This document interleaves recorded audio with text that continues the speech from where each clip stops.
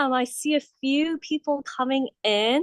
If that graphic looks a little familiar to you, looks like the one that you want to be at, you're in the right place. I think just gonna wait just a minute or so to wait for everyone to come in. And as we're all coming in, at the bottom, you're gonna see a Q&A feature. It looks like a little speech bubble with a question mark in it. If you go ahead and drop in that Q&A, where you're at, what city you're at, and if you're in a classroom, what grade level and what school you're at, that'd be fantastic. And I think we'll go ahead and get started. Maybe when we hit 9:02, if that sounds good to you, Gabe. That works for me. Give people a chance to learn that Q&A feature. Perfect. All right.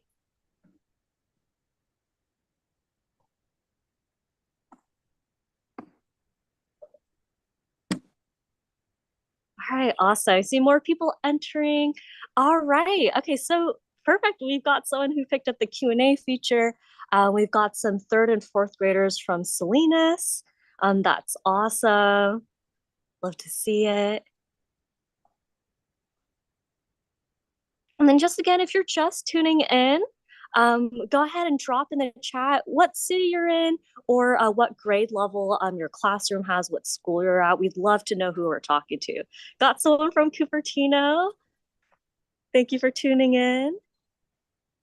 All right, we've hit 9:02. Gabe, are you going to go ahead and get started? Perfect. All right, so welcome everyone. My name is Cynthia and I work here at Angel Island State Park. Thank you so much for joining us as we kick off AAPI month, or Asian American Pacific Islander Heritage Month, here on the island. And what we're going to do today is we're going to be really exploring kind of the concept of identity and sense of belonging here in America through the lens of Angel Island, and why it's so important to celebrate AAPI history by exploring the stories of Asian immigrants who passed through the station that I'm actually standing in front of right now. And I'm joined here today by Gabe from our partner organization. Gabe, do you want to introduce yourself? Yeah. Hi, folks. I'm Gabe Lee. I'm the Family Programs Coordinator over at Angel Island Immigration Station Foundation. So we're the primary nonprofit partner of the Angel Island Immigration Station. Our job is to raise money, do some outreach, and make sure that Cynthia has all the things that she needs to do all the awesome stuff that she does. Yeah, thank you so much for that intro. And then so let's go ahead and really get started today. As I mentioned, we're going to be talking about immigration. And I often tell the stories of immigrants who passed through, again, this historic building about 100 years ago. But as we talk about these stories, I want you to ask yourself, why are these stories important? How do they relate to today? What are some maybe similarities that you see with these stories in the past that might still be happening today? But to really make sure that we're on the same page, I want to actually ask you all first a question, which is, what is an immigrant? What makes someone an immigrant? And Gabe is going to go ahead and remind any new folks that we have coming in on how to do that Q&A. Yeah, so let me share my screen. So here's the question. We're trying to figure out what makes someone an immigrant. And again, if you haven't been to a podcast before, or if you missed Cynthia's explanation at the start, you're going to find this Q&A button at the bottom of your screen. You're going to click on that, and then you're going to type in your answer there. All right, so let's see that Q&A come through.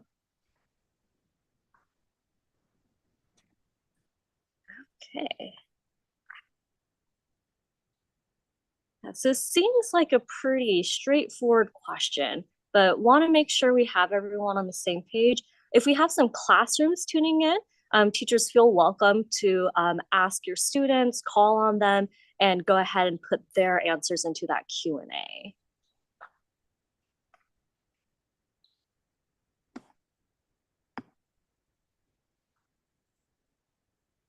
All right, and then Gabe, you're keeping tabs, right?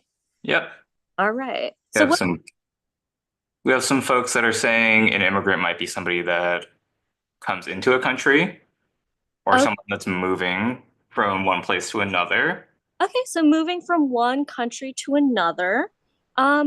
So I know like in a couple months, I am actually going to be traveling to Germany. I'm going to visit a friend, check out some tourist locations, eat some good food before coming back.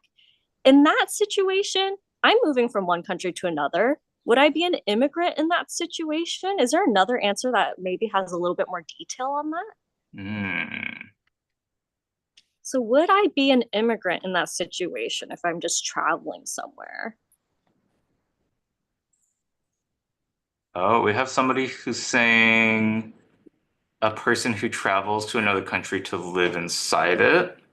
All right, that's awesome. So with those two pieces, I love all the answers I see coming through.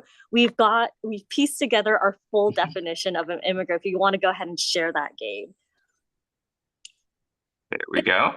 Yeah, it's someone who moves from one country to another and plans to stay there. That's an important aspect. It's someone who plans to start a new life there. And then, so thank you so much for go ahead and responding to that and helping us piece that together. Throughout this presentation, we're going to have a few more Q&As that we're going to ask for participation in. And at the very end, if you have any questions, we'll be happy to answer them then. So go ahead and hold on to your questions then.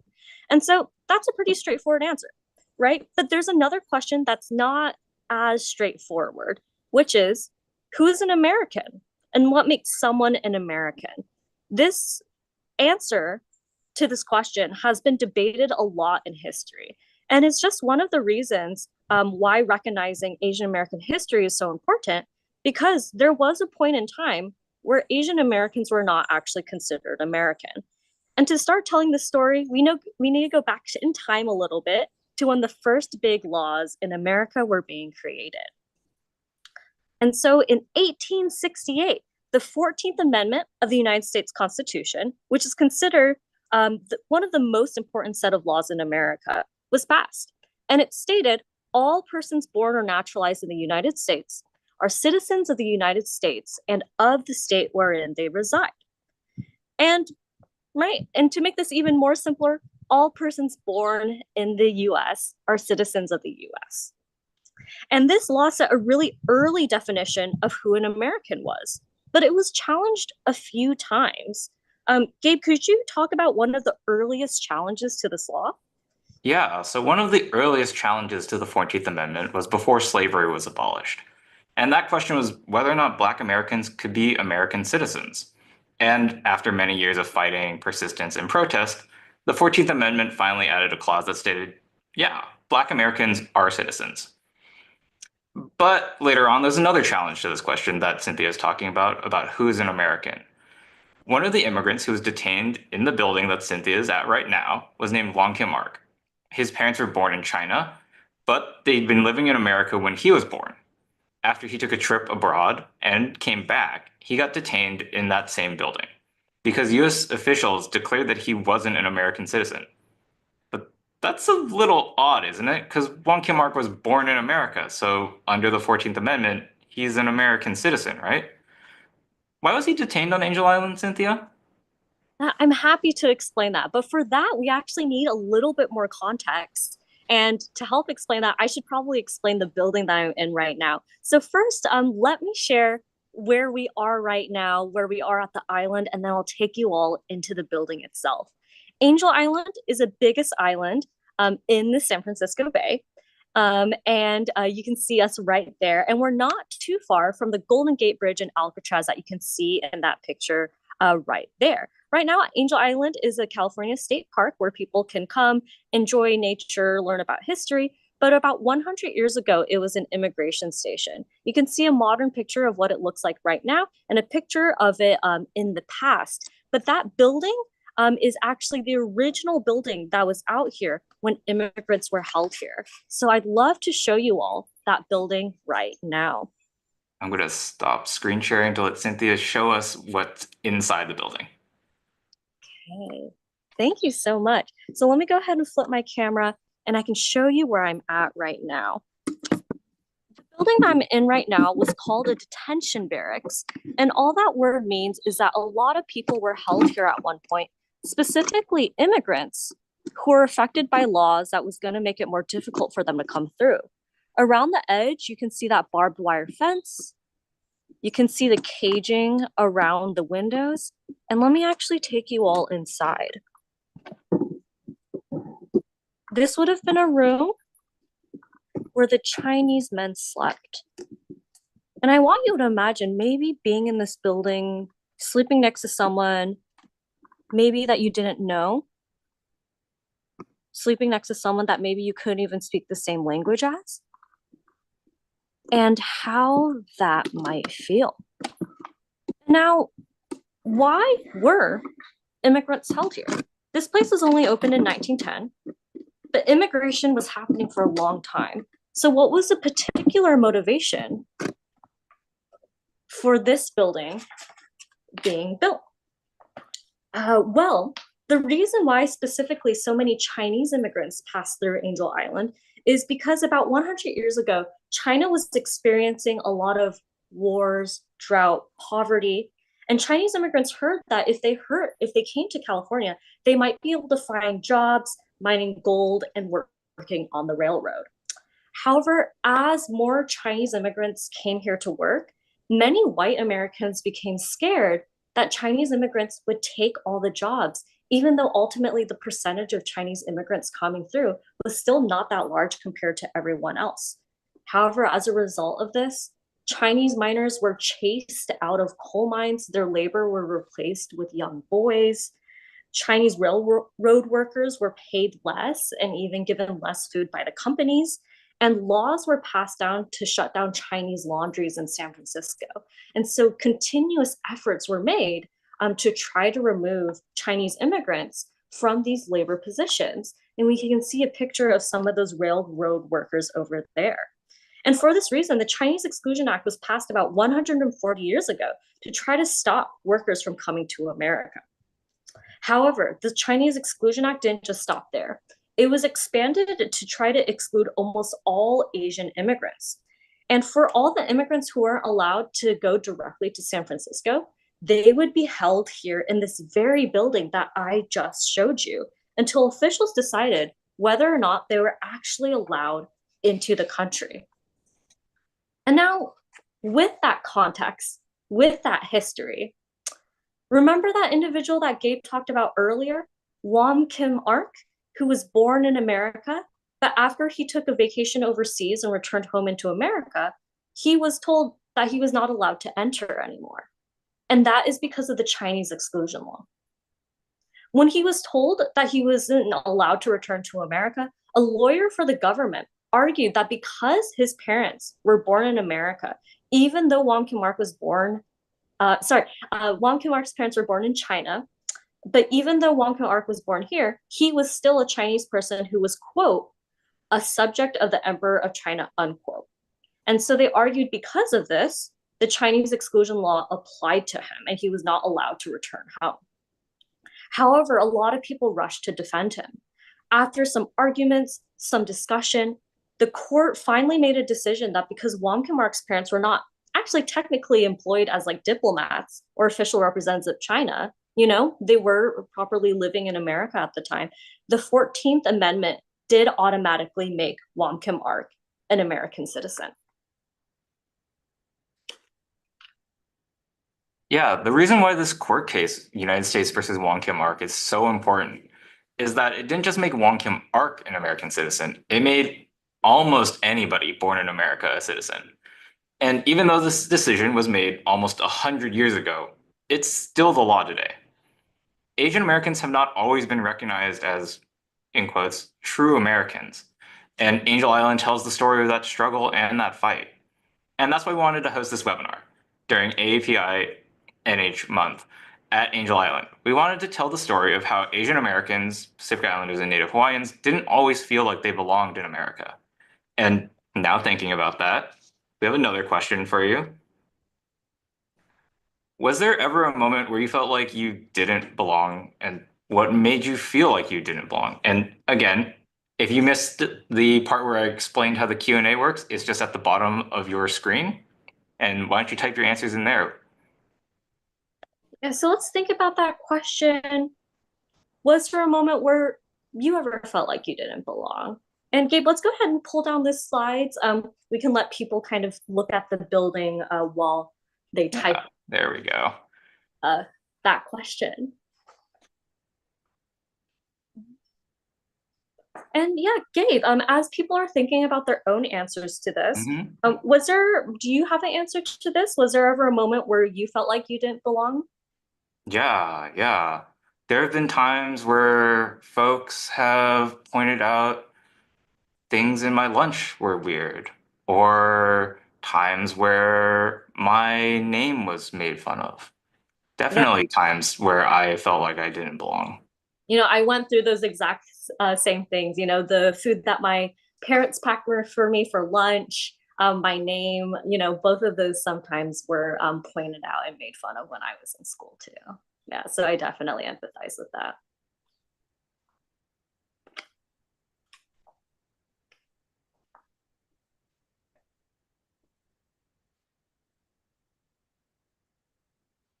All right, so how are we looking with that Q&A? We got a couple of different folks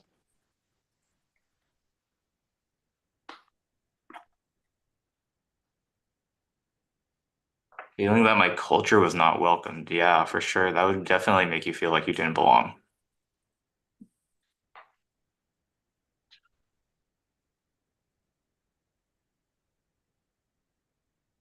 Yeah, and we know this is a little bit more of a complex question, so I appreciate people taking their time Hmm. for answering it.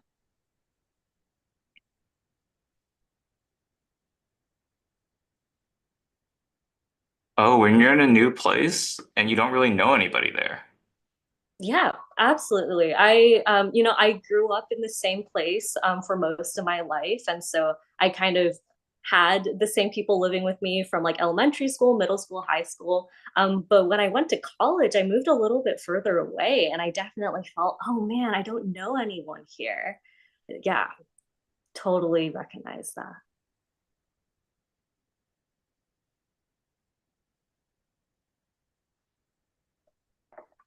Gabe, if you just want to share maybe one or two more, and then we can go ahead Yeah. and move on to the next part of our perks cast. Uh, when you're playing with folks and they don't want to say your name properly or call you by the right name. There's so much power in a name, right? Hmm. Yeah, absolutely. Definitely moving to a new school. Totally get that. Yeah, and so thank you so much for sharing all of your answers.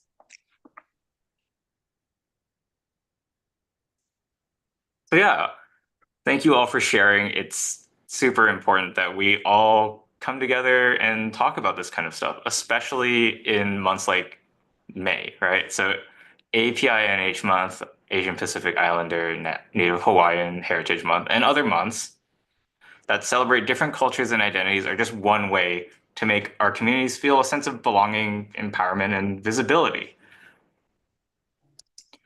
These months are super important for us to acknowledge and learn the history of all of these different communities. But every one of us can always do something to make people feel like they belong, right? That's something we can do every day and not just during specific months, right? Yeah, what you all were mentioning, right? Going to a new school, moving to a new place might make you feel like you don't belong. Well, what is something that you could do, right? To make someone who's coming into your community for the first time feel welcome, right? If someone comes through and you're not sure how to pronounce their name, what are efforts that you can put through to make sure that they feel recognized and try to pronounce their name in a way that makes them feel welcome? Those are things that we can do all the time and not just during May, which is the month that we're trying to highlight today. But now Gabe is going to share another Angel Island story with you. And it's a story from actually a slightly different period of time when Asian Americans were also made to feel unwelcome. And the largest number of Angel Island immigrants through here were Chinese, but we also had quite a large number of Japanese and South Asian immigrants who passed through and were held in this building. And Gabe's story is going to touch upon those two stories here at Angel Island.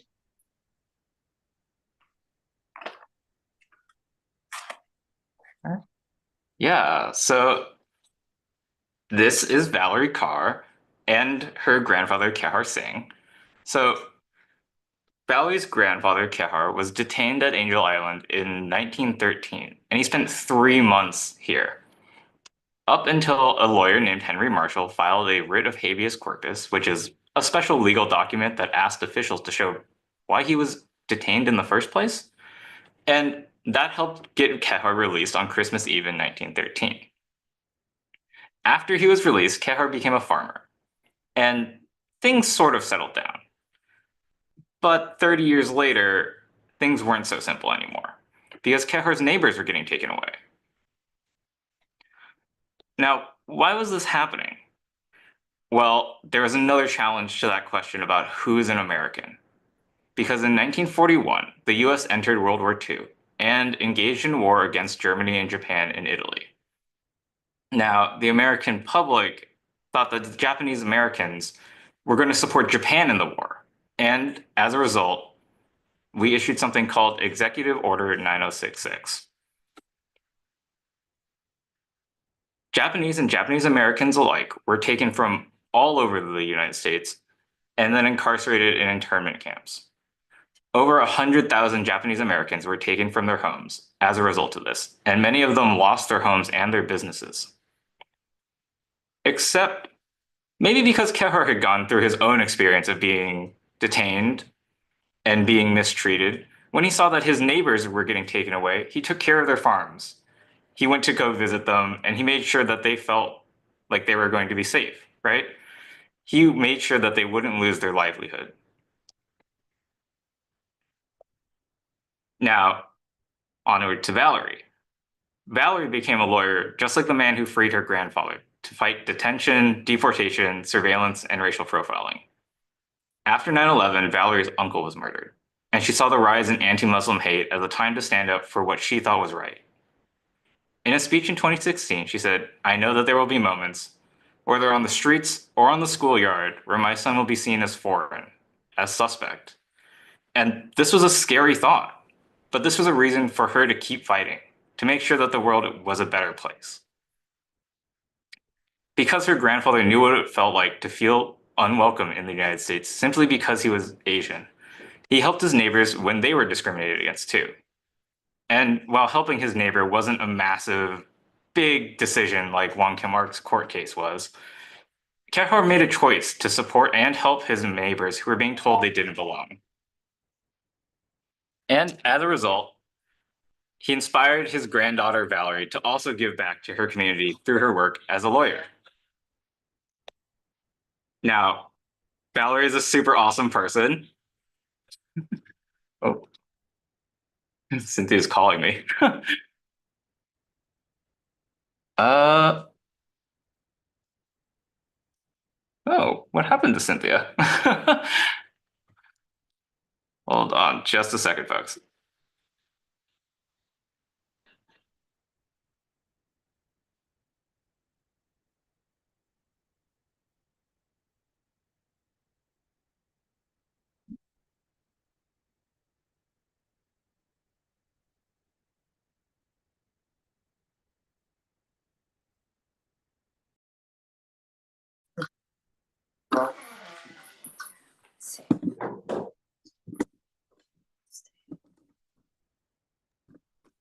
Welcome back, Cynthia.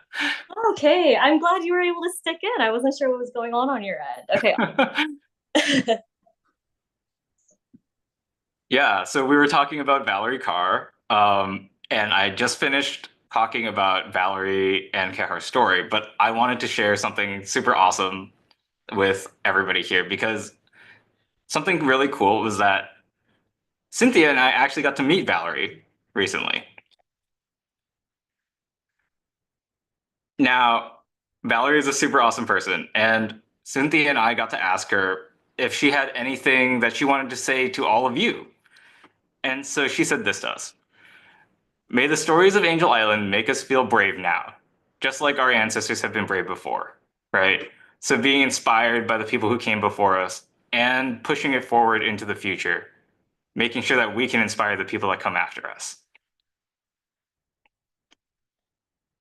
Now, If you want to learn a little bit more about Kehar's story, you can see our mosaic exhibit online or in person. So I'm going to close these slides and hopefully Cynthia will be there. Yep. All right, hello. Hopefully me dropping off wasn't too much of a disturbance. I'm glad I'm back here with you all. And I was originally in the room where actually there were Punjabi and Urdu carvings on the wall. Wanted to show off the cool digital display that was there as well. The mosaic, which has Kahar Singh's story on there. And I promise you that those are inside the museum, but that room seemed a little bit angry with me and did not want me to be able to connect with you all there. But I'm happy to share with you all another room here with some of the cool things that the foundation has done for us. The mosaic is just one of those digital explorations that we have of Angel Island that you can access online.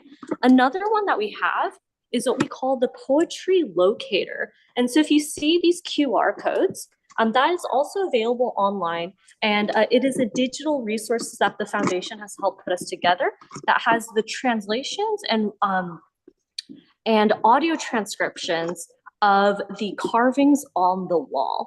Not the Urdu and Gurmukhi ones just yet. That's going to be a future update.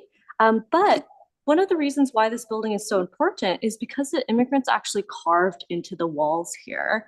And there are over 200 Chinese poems in here, as well as I mentioned earlier, carvings in Urdu, Gurmukhi, Japanese, English, Spanish, Dutch, German, and a few others that I'm sure I'm not remembering at the moment. And so with that, we've gone through the stories that we're going to go through today, but we wanted to open it up to you all now. If there are any questions about the history, Kar Singh's story, Wamkum Ark's story, even about Valerie Carr, who was amazing to me, we are happy to answer them now. And hopefully I can show you all some more rooms in the building without getting kicked out.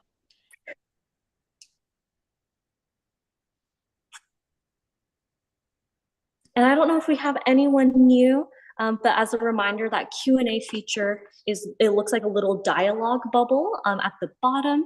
And you can go ahead and type something in. We're not going to be able to hear you during this webinar today.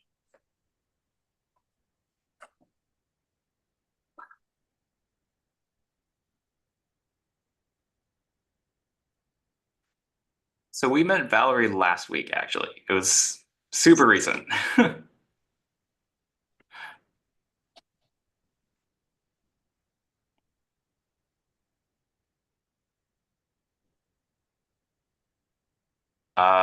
Cynthia, can we share any Japanese, Korean, or Filipino stories? Yeah, 100%. Gosh, I'm trying to think of some off the top of my head. There was let me see.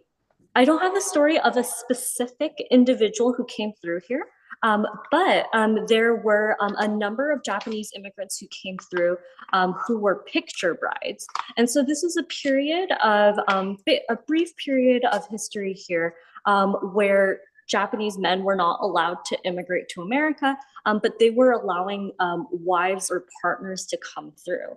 But what's interesting about this particular point is that there is actually still a lot of racism towards those individuals coming through.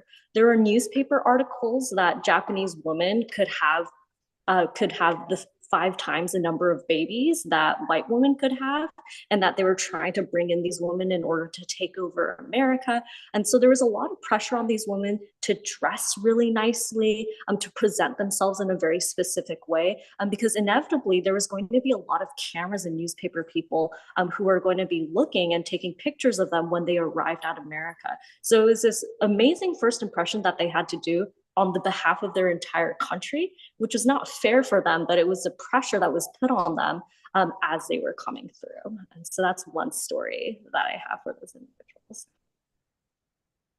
Ooh, are there any artifacts left here, Cynthia? Yeah, there are. And let me see, you know, a little bit of the story behind Li Kuei, or sorry, not Li Kuei-yo, of the suitcase we have, right, in the women's room. Yeah. Do you mind sharing that story as I head into? Yeah. So many of the things in the barracks are recreations, but Cynthia is going to be on her way to one of the original objects that we have. So we have a suitcase that one of the folks that was on Angel Island brought with her.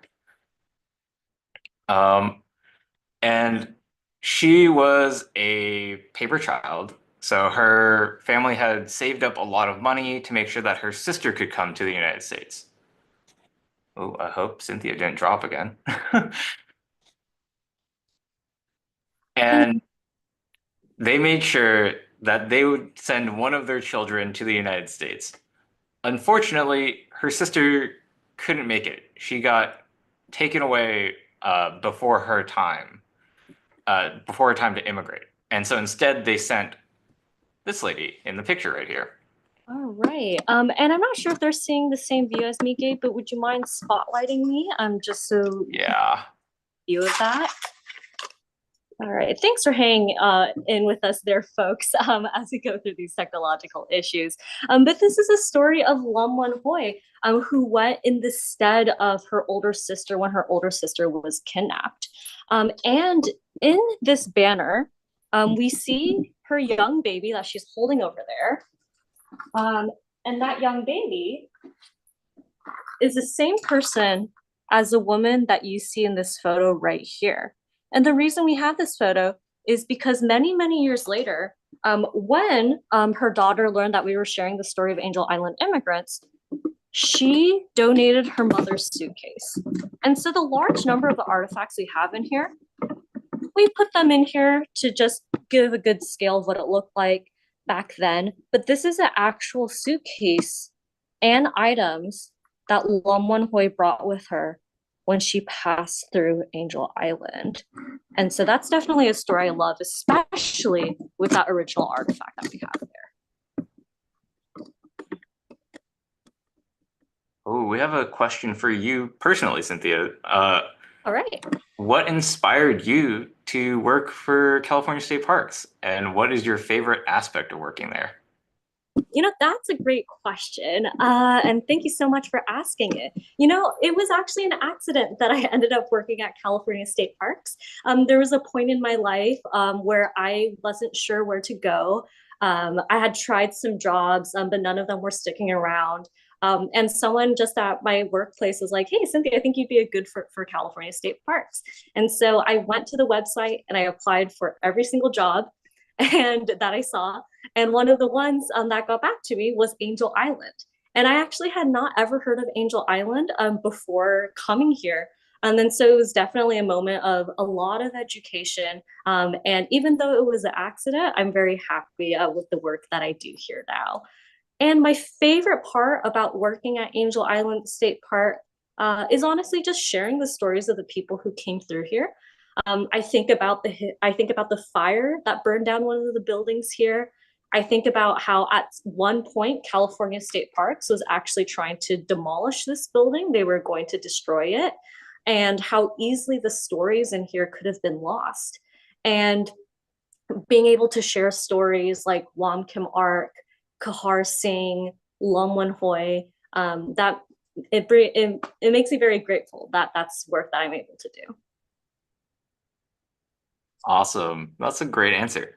We also had a couple of folks ask, how old is the building? How old is the building? Yeah, this building was opened in 1910. And so if we've been taking our math classes there, you can go back in time a little bit. But it's about 100 years old now, a little over 100 years old. And this is an original building. So we mentioned that the artifacts in here might not be original, but the walls, you'll see how old the poles look like. Those are all the same things that were here back when immigrants were detained and held here. Let's see. We have other questions.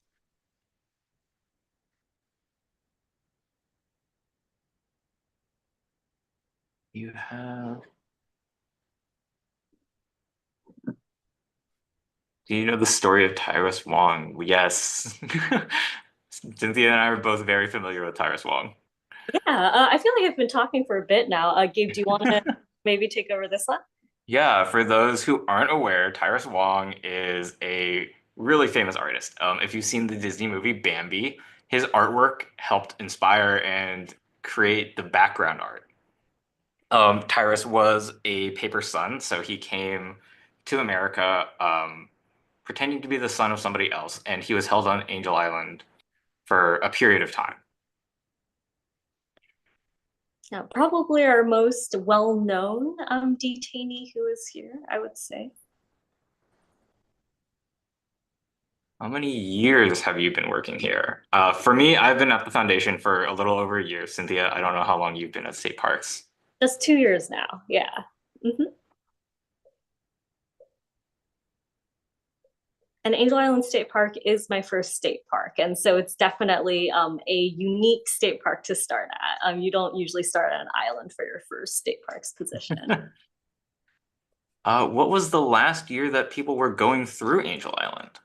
The last year that people were passing through Angel Island was in 1940. But that's not because the Chinese Exclusion Act was repealed. That's because a fire happened. And let me actually go ahead and share a picture of that fire so you can just get an idea of what it historically looked like. Um, and let's see, just going through our many files right now. Uh, all right, so this is what both of the buildings look like. This one might look familiar to you all because it is the original one that is still out here. But that fire burned down the second building in 1940. This was an electrical fire. It was an accident and didn't happen intentionally. And thankfully, no immigrants were hurt in this fire. They were all able to be evacuated in time. But that's the reason why the station closed in 1940, not because the act was repealed. The act was not repealed until 1943. And so there was a few years of history when operations continued in San Francisco. And Gabe, I'm not remembering the exact law off the top of my head right now, but it was fully repealed because of the Hart Sellers Act, right? And I think that may have happened in the Yes. 1960s, I want to say. I think that that's right. They initially tried repealing exclusion using something called quotas, and then it was fully repealed once they formally instated the quota system as like a broader immigration process. Yeah, so there were certainly still immigration laws that happened, but in terms of the Exclusion Act specifically, it still continued after the station closed after the fire. Yeah. We have somebody who wants to know if those were the same beds that people were sleeping on.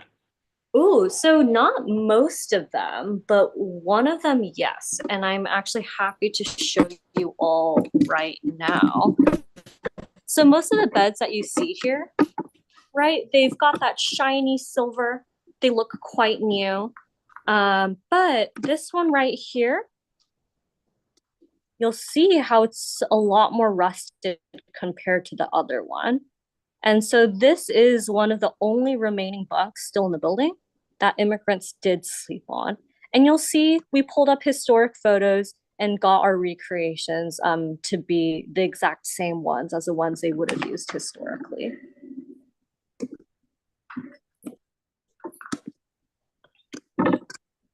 And I think, Gabe, we have time for maybe one more question before we share with them a cool event that's coming up in a couple months. Yeah. Let's see. What is a Okay, let's see. What was the role of the hospital? Because we've been in one building, but we've seen a couple of other ones in some of those old photos. Yes. What was the role of the hospital? For that, we can actually see the hospital from here. So let me go ahead and show it through y'all through the window. It is a little bit hard to see, but you'll see through the trees, there's quite a big white building right through the trees over there. And that's what the hospital was for. I mentioned that the large majority of the immigrants who passed through here were Asian. You know, it's one of the reasons why we're highlighting their stories during AAPI month in May. But there are actually immigrants from over 80 countries that came through. And people are sometimes confused, right? Because they're like, why were there German and French and like these like Italian immigrants who came through when the Chinese Exclusion Act was the reason it was built? Well, it's because there were also medical exclusion laws that were in place. And so, if there were certain diseases that an immigrant had that were on a list, then you are also not allowed to enter America. And so, what this hospital was meant for, it was meant for these medical exams to try to find certain diseases, certain disabilities that on this list were not allowed in the country. And these medical examinations for especially the Asian immigrants were considered really invasive. Um, the young boys and men were told to take off all their clothes for these examinations, and the immigrants were really not told of this before they arrived here, and so it was a really scary and really shocking experience for a lot of the immigrants who passed through here. And oh yes, I forgot to mention that hospital has been renovated and has been open as a new museum for the last couple of years. So when you come, you can see this building and you can also see the inside of the hospital itself as well. That was the perfect segue because there was one question that I didn't pick but was really important, which somebody asked, can you come visit? Yes, 100%. And we actually would love to highlight a few days because we're throwing some special events that might entice you to visit even more. And Gabe's just going to pull up quick screen share to show you all how to get to these events. Yeah. And as Gabe is pulling that up and navigating it, just wanted to kind of send you all off before we get into this. That is, we want to share these stories because remember that question we asked at the beginning, which is who is an American and what makes someone an American, right? This question has been debated in the past. It was debated at Angel Island, but it is actually still being debated today. And I want you all to listen to these stories from history, ask your family about their immigration or cultural history, and try to come up with an answer to your for yourself of this question: who is an American? What makes someone an American? But Gabe's pulled up something really interesting on the screen, so I'll throw it over to him. Yeah. So coming up next month, we're going to be doing something called State Parks Week. Um, and I am on the page that shows you all of the events for all of California state parks, which you might be thinking that is a lot of different places, right? But we're gonna make things a little bit easier. We're gonna go to parks and then scroll down to go find Angel Island State Park. Don't have to scroll down that far at all. We are in A. Yep. So then we can see all of the cool things that Cynthia and her colleagues are going to be doing all Yeah, through that week. absolutely. So on Thursday, we're going to be hosting a morning bird walk. I'm going to teach you bird ID if that sounds something interesting to you. Going to skip over the next one, actually. We're going to do a beach cleanup on Saturday, and we're going to be doing a guided hike or biking tour on June 15th. That is also Father's Day. Non-fathers are welcome as well, but if you wanted to do something fun with your dad, that's an event we're doing for Father's Day. And going to that one that's happening on Friday, June 13th, if you're interested in visiting the immigration station and learning more about the immigration history that we've talked about today, that is a wonderful day to go because we are hosting free admission as well as free tours on that day. And so if you wanted to get a tour, this is the one day where we're going to be able to give it to you for free. But the foundation actually is doing something really special for us. This day is not just happening on Friday, right, Gabe? Yeah, so on Saturday, we'll also be doing free admission. But something else that's going to be happening on that Saturday is hands-on history. So that's something I do every month on the second Saturday, which will be that Saturday during State Parks Week, where you can come out, you can do some arts and crafts with me, and you can learn a little bit about the history of the site. All of our arts and crafts are inspired by some kind of story that happens there. And then at the same time, you can go over to the building that Cynthia's in, maybe hear a tour from Cynthia herself or from one of her colleagues. They're all super awesome. Yeah, so if you come on Saturday, you'll be able to meet and see both of us. Please say hi, and we'd love to know that if you saw this. Yeah, if you came to the Portscast, it'd be super awesome to see you in person. We'd love to know. Yeah, and just a connection on something we talked about earlier. One of those crafts was kites, right? And that's because Tyrus Wong, which you got a question about earlier, he ended up making kites at some point in his life. So those are kind of some of the connections that you'll see. But thank you so much, everyone, for joining us. Hope you've learned something from those stories. Try to share one of those stories with someone in your life. And happy AAPI Heritage Month. Hope you all keep in mind those stories as we highlight them throughout the month.